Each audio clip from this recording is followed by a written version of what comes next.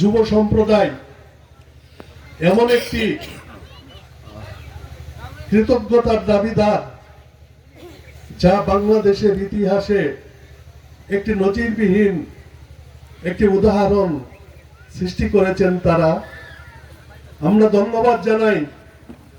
দুই পাড়ের তথা ভালুকা ইউনিয়ন এবং রাজু ইউনিয়ন তথা বাংলাদেশ জাতীয়তাবাদী দল ভালুকা উপজেলা শাখা এবং বাংলাদেশ জাতীয়তাবাদী দল ভালুকা ইউনিয়ন শাখা এবং রাজু ইউনিয়ন শাখার সর্বস্তরের জনগণকে এবং যারা আজকের এই বৃষ্টি করার জন্য যাদের অর্থ গ্রাম শ্রম কষ্ট এবং যারা মাথার ঘাম পায়ে ফেলে তাদের চিন্তা চেতনার মধ্যে দিয়ে তারা স্বেচ্ছাশ্রমের ভিত্তিতে আজকের এই বৃষ্টি উদ্বোধন এই বৃষ্টি করেছেন, তাদেরকে আমরা অভিনন্দিত এবং অভিনন্দন জানাই। সংগ্রামী সাথী বন্ধুগণ, আজকে হয়তো আমরা এখানে ব্রিজ উদ্বোধন করব, ব্রিজ করব তো দূরের কথা বলারও সুযোগ ছিল না। আজকে আপনারা জানেন জুলাই অভ্যুত্থানের মধ্যে দিয়ে ছাত্র জনতার তাজা বুকের রক্তে রাজপথ রঞ্জিত করে আমাদেরকে এই অধিকার দিয়ে গিয়েছেন। আর এই অধিকারের মাধ্যমে আমরা শুরু করেছি আগামী দিনে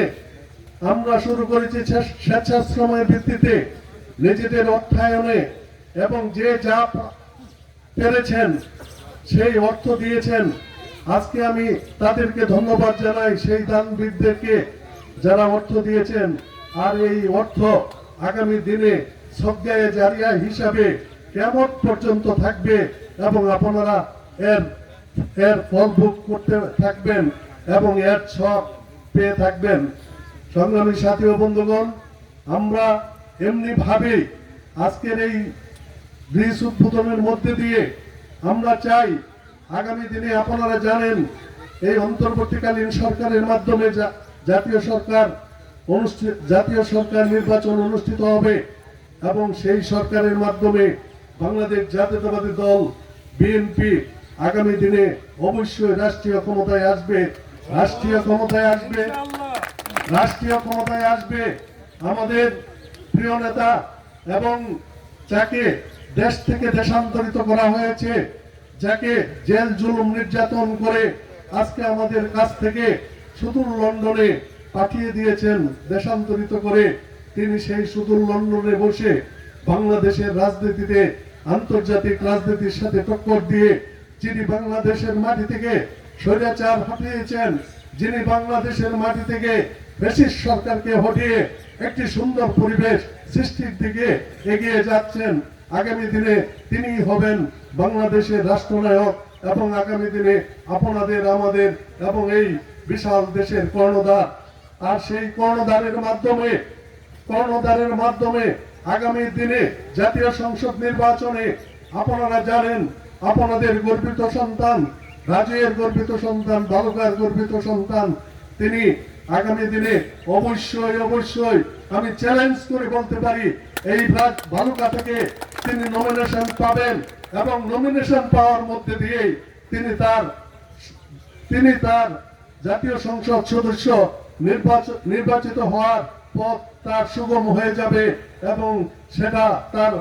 তার ভাগ্যের বিষয় এবং আগামী দিনে তার সেই ভাগ্য যদি তার কপালে লেখে থাকে, আল্লাহ পাক যদি তাকে সেই জায়গায় বসানোর ইচ্ছা থাকে,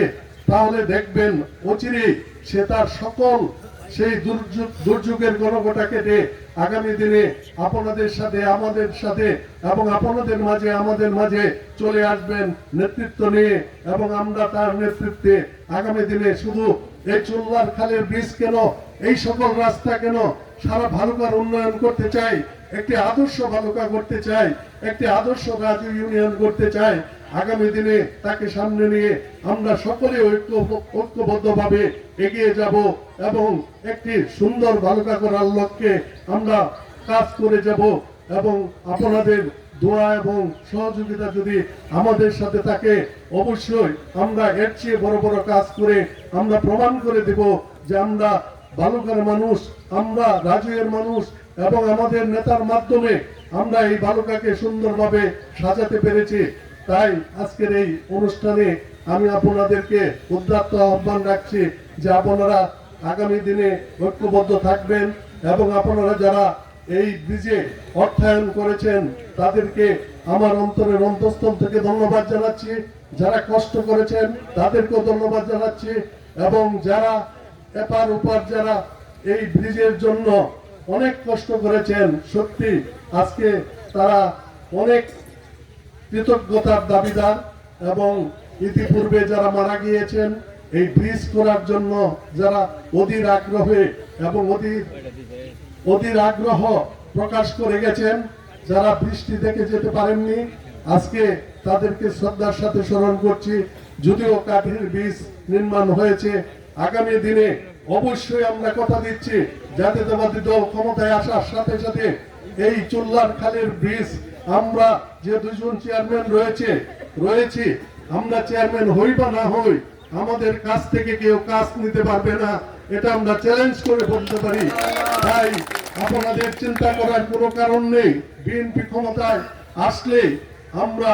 আমাদের এই সকল কাজগুলি, আপনাদেরকে যে সকল কাজগুলি ওয়াদা দিয়ে যাচ্ছি, আমরা আমাদের সেই সকল কাজগুলি করব। সেই সকল কাজগুলি ওয়াদা দিয়ে যাচ্ছে, সেই সকল কাজগুলি আমরা অবশ্যই করব। পরিশেষে আমি আমার অন্তরের অন্তঃস্থল থেকে এবং রাজৈবাসীর পক্ষ থেকে ভালুকাবাসীকে ধন্যবাদ জানাই যে তাদের যদিও খুব বেশি প্রয়োজন নেই এই ব্রিজের, তদুপরি তারা আমাদেরকে যে সহযোগিতা করেছেন তার জন্য আমরা রাজৈবাসী তাদেরকে ধন্যবাদ জানাই। পরিশেষে আজকের এই মহতী অনুষ্ঠানে যারা এসেছেন তাদেরকে আবারও